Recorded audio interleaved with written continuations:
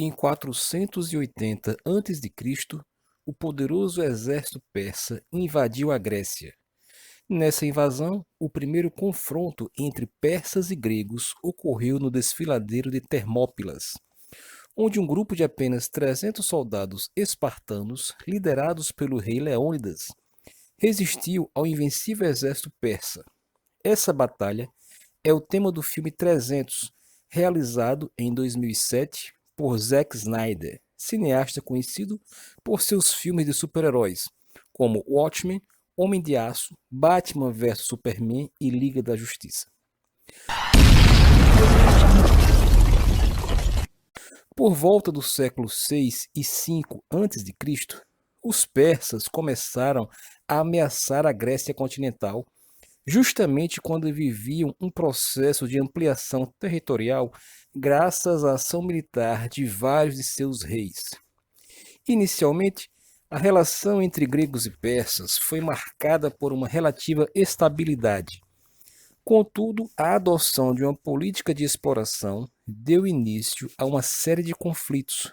O confronto entre persas e gregos ocorreu no que se chamou Guerras Médicas, ou Guerras Greco-Persicas. O filme 300 foi baseado na série de quadrinhos homônima de Frank Miller, publicada em 1998. E tanto a HQ quanto o filme são releituras fictícias da Batalha de Termópilas durante as Guerras Médicas. O enredo gira em torno do rei Leônidas, interpretado por Gerard Butler, que liderou 300 espartanos na batalha contra o deus-rei Xerxes, interpretado por Rodrigo Santoro, e seu exército invasor com mais de 30 mil soldados. Os eventos são revelados como uma história contada por Dilos, o único dos 300 espartanos sobrevivente da batalha. Segundo relatos históricos, a Batalha de Termópilas durou 3 dias e ocorreu em agosto ou setembro de 480 a.C. Durante 2 dias repletos de embates, uma pequena força liderada por Leônidas bloqueou a única passagem que o imenso exército persa poderia usar para entrar na Grécia. No filme, Dílios, um soldado do exército de Leônidas, começa sua história descrevendo a forma como as crianças espartanas são selecionadas ou descartadas após seu nascimento. Aquelas consideradas saudáveis são preservadas, e as que apresentem alguma deformidade são jogadas do penhasco para morrer.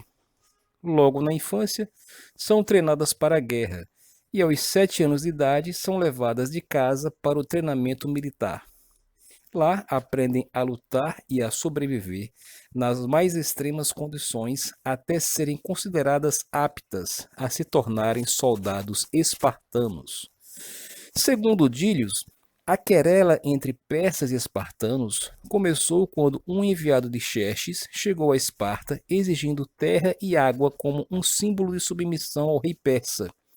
Em resposta, os espartanos acabaram lançando o enviado e sua escolta em um poço profundo. No dia seguinte, o exército espartano já estava reunido, pronto para ir de encontro ao exército persa. Ao chegarem ao desfiladeiro, os espartanos se dão conta da grandiosidade do exército inimigo. O líder das forças persas logo exige a rendição dos espartanos, que respondem a ele com uma lança cravada no peito. A partir daí, a batalha corpo a corpo tem início. Usando a estreita passagem a seu favor, bem como suas habilidades de luta superiores, os espartanos repelem onda após onda do avanço do exército persa, lançando-os desfiladeiro abaixo. Xerxes se aproxima pessoalmente de Leônidas e oferece-lhe riqueza e poder em troca de sua submissão. Leônidas finge se submeter ao poder de Xerxes, mas, na realidade, prepara um ataque mortal contra o rei persa. Em resposta, Xerxes ordena o ataque de toda a sua força contra os espartanos, que em número muito menor lutam ferozmente. Leônidas e seus homens combatem até o fim, não se rendendo até serem cobertos por uma verdadeira nuvem de flechas, que acaba por aniquilar toda a força espartana. Para Dílios, O único sobrevivente ficou a missão de anunciar a morte dos espartanos e não deixar que essa história fosse esquecida.